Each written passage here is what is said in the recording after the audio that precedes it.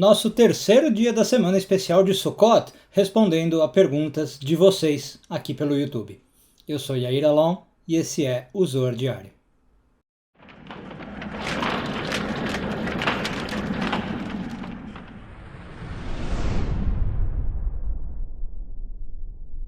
Essa semana continuamos celebrando a festa de Sukkot, a gente não está lendo uma paraxá específica da Torá, portanto também não o Zohar Diário, e aí, como eu falei, semana específica, ou especial, desculpe, para responder as perguntas de vocês. Deixe já suas perguntas no vídeo de hoje, que aí eu seleciono para o vídeo da manhã, tá bom? Bom, e antes até de ver as perguntas, queria agradecer todo mundo que falou do meu cabelo, do corte de cabelo, da barba parada, obrigado, viu? Fiquei até envaidecido. Ainda bem que no judaísmo não tem pecados capitais, né? Vaidade não é um pecado capital. Fiquei até me achando. Obrigado pelos elogios. Bom, vamos lá então. Primeira pergunta do querido Ariê André, membro do canal já faz tempo, aluno de longa data. Pergunta o seguinte: Erev Tov, Raf, boa tarde, Raf. Nascemos com um mazal determinado pelo tempo e pelo espaço. A minha influência astral, né? Minha influência astrológica depende do tempo e espaço. Então, tipo, nasci em São Paulo, mas se tivesse nascido em Jerusalém, na mesma data e hora, meu mazal seria diferente. Certo? Certo. Exatamente isso. Portanto, e aí a pergunta é muito interessante, decidir mudar de país, cidade, estado, pode interferir no nosso futuro? Sim, totalmente. A gente tem até uma frase em hebraico, um ditado, Meshané makom, meshané mazal. Muda o local, muda o mazal, muda a influência astral. Então, a gente acredita muito nisso, tá? Em especial, você passar os aniversários em cidades, estados diferentes é bem recomendado. Mas, às vezes, mudar mesmo, tá? Se você quiser mudar de país e fazer a vida em outro lugar. E a segunda parte da pergunta do Ariê é, se sim, existe um mapa astrológico para determinar onde é melhor viver para cumprir o nosso tikkun? Sim, Ariê. Existe uma técnica na astrologia que se chama relocação, né? É justamente esse tipo de estudo. Tem gente que chama de astrocartografia, mistura astrologia com mapa. Eu tenho esse serviço, aproveitar o momento merchan, no meu site, tá? Dá para você contratar um relatório que eu gero, mando para você, com as cidades mais adequadas, dependendo do seu objetivo. Mas achei a pergunta muito interessante porque realmente é algo que dá para se fazer usando a astrologia e a base de ensinos da Kabbalah com relação a essa influência astral. Pergunta 2, Maria Gabriela Castro. Shalom Rav, qual a função do Netilat Yadayim? Só uma pequena correção, da Netilat, tá? Feminino, a lavagem das mãos, para quem não sabe. Bom, e aí a questão é que nós temos duas funções da Netilat Yadayim. Segundo a lei, a gente deveria fazer Netilat Yadayim ao acordar de manhã e antes das refeições. E aí são duas funções diferentes. Ao acordar de manhã, a Kabbalah explica que é porque nós estamos com mais impureza no corpo. O nosso espírito de impureza está mais forte. Resumidamente, o que acontece? A nossa alma sobe durante a noite, quando a gente está dormindo, então a gente fica só com o corpo aqui e muito pouco da alma. Quase no estado de morto. E o morto é um estado de putrefação, de impureza. Então, quando a gente acorda e a alma volta, a gente está com muita impureza. Portanto, a lavagem das mãos é para eliminar esse espírito de impureza, tá? Ao acordar. Antes das refeições é outra lógica. O que acontece? Quando a gente vai comer, os sábios do Talmud comparam isso ao que o sacerdote fazia quando ia oferecer um sacrifício no templo, no altar. Então a mesa onde a gente come é comparada ao altar, a carne, a comida que está sobre a mesa é como a carne, a comida que era posta sobre o altar. Então, para a gente parecer os sacerdotes e ritualizar e sacralizar esse ato de comer, a gente faz a lavagem das mãos como os sacerdotes faziam. Tá? Na verdade, os sacerdotes lavavam mãos e pés antes de fazer um sacrifício. Hoje a gente lava só as mãos, mas é para essa lembrança e para sacralizar e ritualizar a nossa refeição. Tá bom? Pergunta número 3, do William Kerr. Bom dia, Rav Yair Alon. Disseste num vídeo recente que és fã de Einstein. Adoro que ele usou tu, né? És fã de Einstein. Sou. E Einstein disse na última carta que ele escreveu que a força mais poderosa que existe no universo é o amor.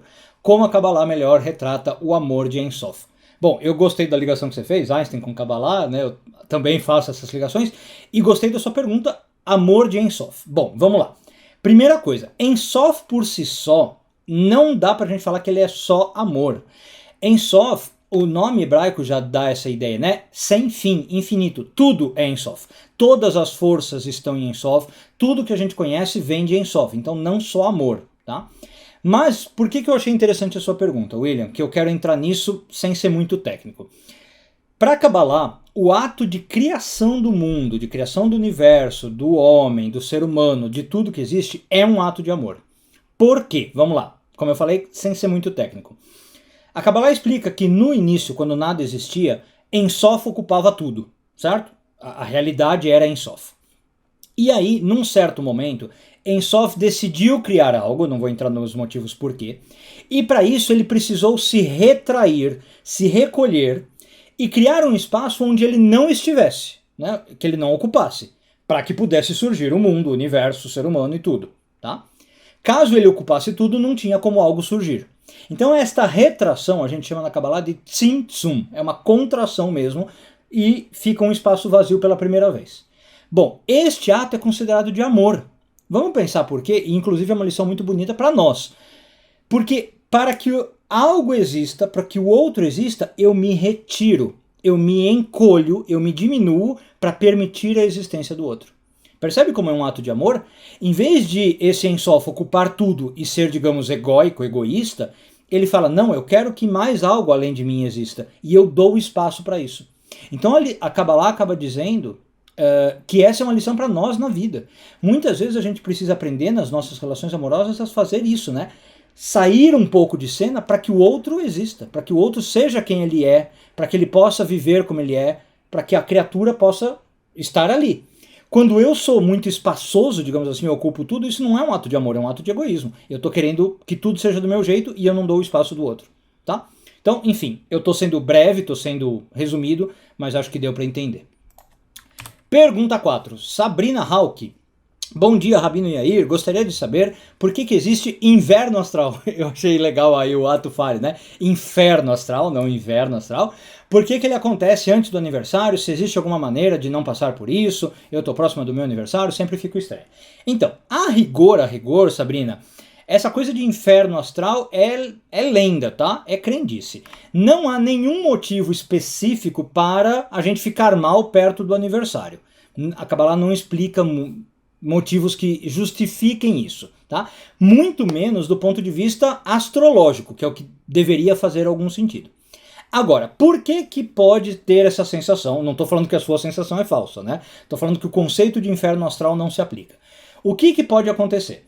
Do ponto de vista astrológico, quando a gente faz aniversário, o Sol volta, ele deu uma volta completa no zodíaco, né? E volta exatamente onde estava quando eu nasci. Isso é o aniversário do ponto de vista astrológico.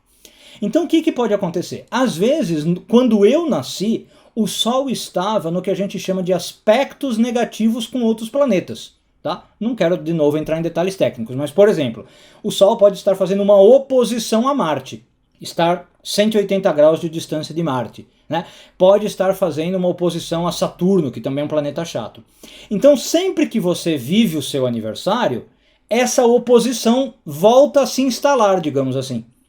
Então não é o aniversário em si, mas é porque no seu mapa tem alguma configuração chata com o Sol, e outras pessoas não têm. Então essas outras pessoas talvez não vão viver inferno astral, o que a gente chama de inferno astral. O aniversário delas, ok, o Sol fez mais um ciclo e vida que segue, nada demais acontece.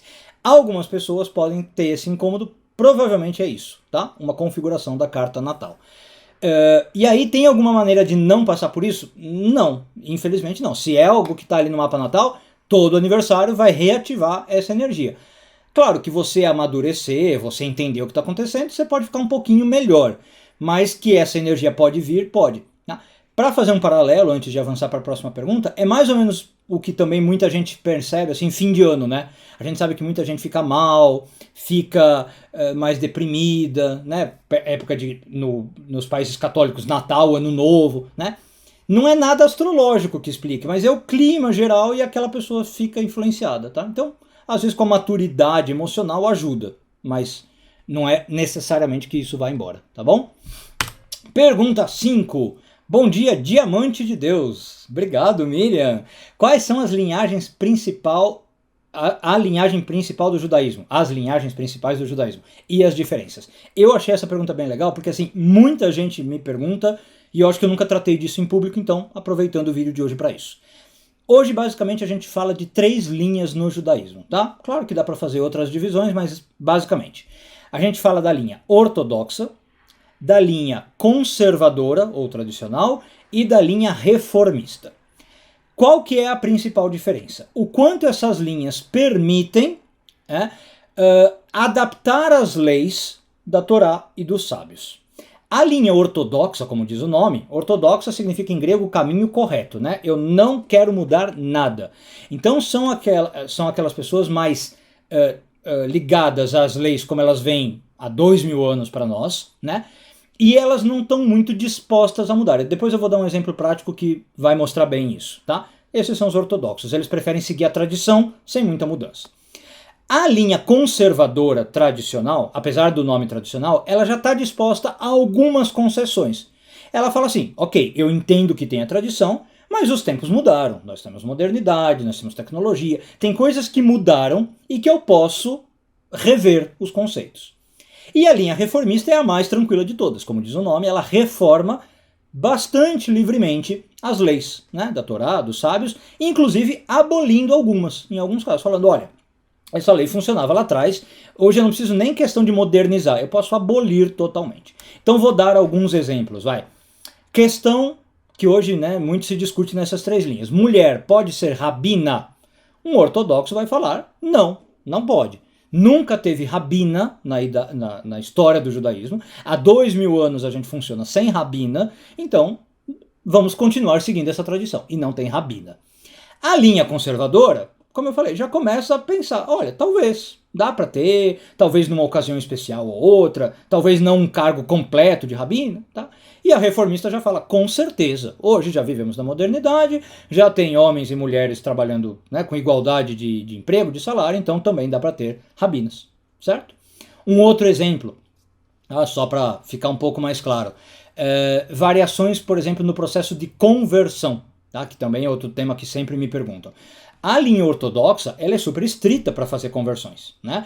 Ela é exigente, ela quer saber bastante da pessoa que quer se converter, tem todo um processo muito chato, muito estudo, exige muito da pessoa, tá? E você tem que fazer atos formais, como, por exemplo, um homem tem que fazer a circuncisão, certo? Isso é condição sine qua non para um ortodoxo. Não dá para você ter feito a sua conversão sem a circuncisão, se você for um homem.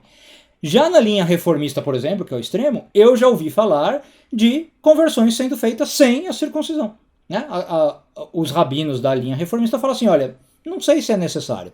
Se eu perceber que a pessoa está de fato comprometida com a nova vida, ela quer se converter, ainda que ela não faça a circuncisão, eu posso aceitá-la como judeu. Tá? Então, é basicamente essas 3 linhas. Claro, lembrem também que tem variâncias dentro desses, tá? Por exemplo, dentro da linha reformista, tem reformistas mais tradicionais e reformistas mais reformistas. Dentro dos ortodoxos, tem ortodoxos mais modernos, né? Que, aliás, é o grupo ao qual eu me identifico, chama Modern Orthodox, né? O ortodoxo moderno. E tem os ortodoxos mais ortodoxos, ainda mais ligados ao passado, né? Enfim, tudo é nuances, né, de variação. Pergunta 6. Cláudia, bom dia, gratidão pelos aprendizados que nos proporciona. Imagina, obrigado eu, Cláudia, e todos vocês aí pelo carinho, né, e audiência. Para os judeus, os livros apócrifos não têm valor algum? Foram colocados para confundir os aprendizados da Torá? Eu achei interessante a sua pergunta, Cláudia, porque você colocou os apócrifos como algo judaico, né, que não tem valor. Eu diria que para nenhuma religião os apócrifos têm valor. Esse é o significado de livro apócrifo, né? O que é um livro apócrifo, a rigor? Um livro que não foi considerado sagrado o suficiente para entrar no cânone bíblico. Então, no judaísmo, os livros que não entraram no Antigo Testamento, Tanakh, em hebraico. No cristianismo, os livros que não foram considerados sagrados o suficiente para ir para o Novo Testamento. Tá? Então, assim, não é que eles não têm valor algum, eles não foram considerados sagrados. Tá? E aí, geralmente, na questão dos apócrifos, vem um debate sobre por que eles não são considerados sagrados. Porque tem dúvidas sobre quem escreveu, se a autoria deles é real, ou se não é uma farsa, uma forja, né? E aí, é por isso a problemática.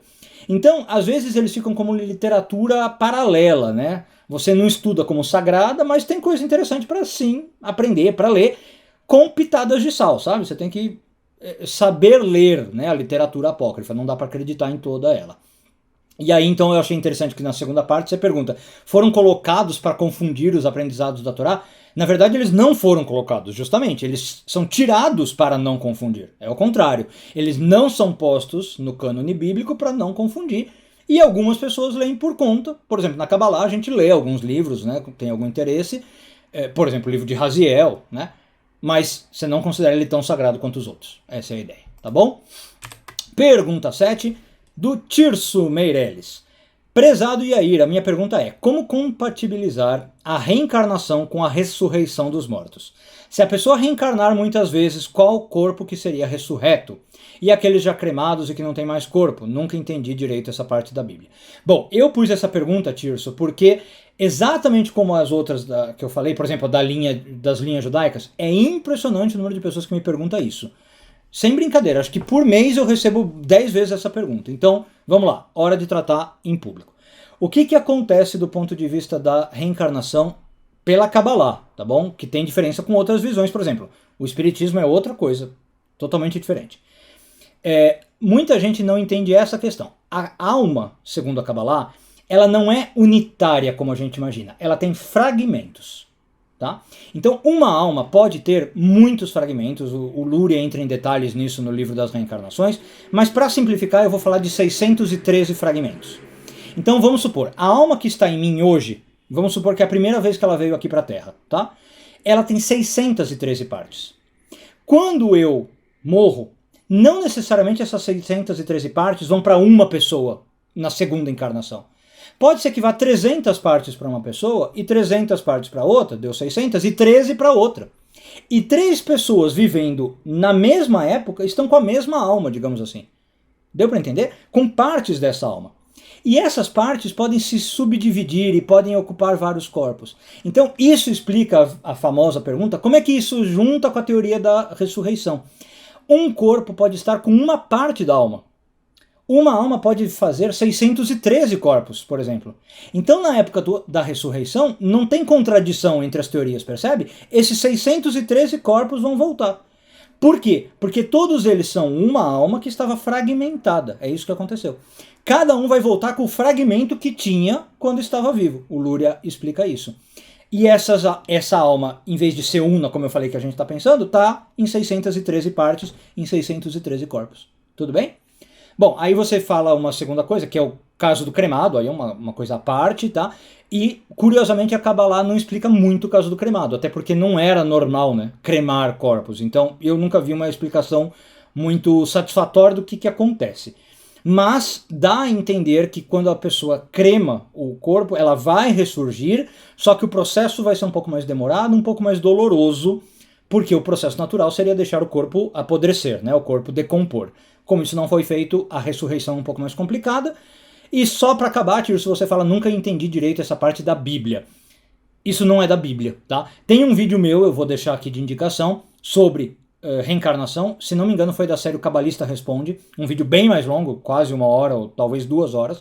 Onde eu analiso com cuidado essa questão. E lá eu bato muito nessa tecla. A reencarnação não é necessariamente uma crença bíblica. Tudo bem? Na Bíblia é difícil você ver a teoria da reencarnação sendo pregada. Não está lá. Tanto é que alguns grupos judaicos não acreditam em reencarnação, tá bom? Não é todo judeu que acredita. Mas, enfim, só para complementar essa parte aí. Não é da Bíblia necessariamente. Pergunta 8. E, se não me engano, a penúltima de hoje. Paulo R. Pereira. Existe algum tipo de reza ou prática que faça uma grande luz se manifestar nesse mundo por uma pessoa ou por várias? Digo isso porque quero manifestar uma grande luz e não sei como fazê-lo. Achei muito legal a sua pergunta, Paulo, porque tem um conceito errado, né? Qual? De achar que a gente só manifesta luz com uma reza ou com uma prática. A Kabbalah diz que qualquer coisa manifesta luz. Qualquer coisa. Comer manifesta uma luz. Conversar com seu amigo manifesta luz. Gravar um vídeo, né? Dar oi para alguém. Tudo que a gente faz o tempo inteiro está manifestando luz. Claro, desde que seja um ato positivo. Tá? Então eu não preciso de atos específicos. Eu não preciso rezar, fechar os olhos e meditar, invocar o nome de Deus, ir para a sinagoga com uma roupa especial sagrada. Não. Qualquer coisa. A gente está revelando o tempo inteiro luz nos menores dos nossos atos. Agora, o que varia, o que vai fazer manifestar mais luz ou menos luz, que é a sua pergunta, né, Paulo? A minha intenção. Esse é sempre o segredo para Kabbalah. Quando eu faço algo sabendo o que eu estou fazendo, concentrado naquilo, tendo a perspicácia, a percepção de que aquilo revela luz, é aí que eu revelo muita luz mesmo. E repito, mesmo os pequenos atos. Então a Kabbalah sempre dá esse exemplo. Comer. Uma pessoa que tem a noção da grandeza que é o ato de comer, que come com intenção, que sabe que naquele momento é um momento de revelação de luz, que ela está se nutrindo, agradece ao Criador, enfim, na hora de comer ela está revelando muita luz. Outra pessoa que come, talvez sem toda essa intenção, sem essa consciência, come, digamos, de qualquer modo, na pressa, sem perceber o que está fazendo, ela também revelou luz, mas muito menos porque ela não tem a intenção, o que a gente chama em hebraico kavaná. Tá bom? Então, resumo da sua resposta, Paulo. Qualquer coisa revela luz, qualquer coisa positiva, e o segredo é ter intenção. Fazer aquilo com o coração, fazer aquilo com devoção e sabendo que está sendo revelada a luz. Tá bom? Por fim, última pergunta. Vlamir Dias, Shalom, é muito bom poder tirar dúvidas, obrigado eu. Eu gostaria de saber os nomes dos planetas ligados à astrologia cabalística. Essa pergunta é mais técnica, mas eu achei interessante por envolver nomenclatura, né? Linguística, que talvez é a minha área aí que eu gosto. Então ele quer saber os nomes dos planetas ligados à astrologia em hebraico ou aramaico, pois não se acha muita referência. Bom, então vamos lá. A gente tem Sol e Lua, embora não sejam planetas, a gente trata como planetas na astrologia. Sol é Shemesh, Lua é Yareach, tudo bem? Depois a gente trabalha na astrologia cabalística até Saturno. Mercúrio, Vênus, Marte, Júpiter e Saturno. Mercúrio a gente chama de Kohav, em hebraico, que é, na verdade, a mesma palavra para estrela, tá? Então, depende do contexto, é estrela, depende do contexto, é o planeta Mercúrio. Vênus a gente chama de Noga. Mercúrio, Vênus. Marte a gente chama de Madim. Depois, Júpiter, a gente chama de Tzedek, que é a mesma palavra ligada a Tzedakah, justiça, tá? É o Tzedek. E Saturno, a gente chama de Shabtai. Shabtai é o nome do planeta Saturno, ligado até a raiz aí de Shabbat, de 7, enfim, não quero entrar em detalhes, mas Shabtai é o nome do Saturno, tá bom? Pronto, e com isso, essas foram as perguntas de hoje. Não deixe de deixar as suas aqui, para eu selecionar algumas para amanhã. Lembrando que mesmo que eu não responda em vídeo, eu vou responder por escrito todas elas, tá? Algumas até eu sei que estão atrasadas, talvez desde a segunda-feira, mas não se preocupe, eu vou responder todas, uma por uma, ok? Obrigado pela participação, obrigado pela audiência, um beijo grande a todos, um ótimo dia e tudo de bom.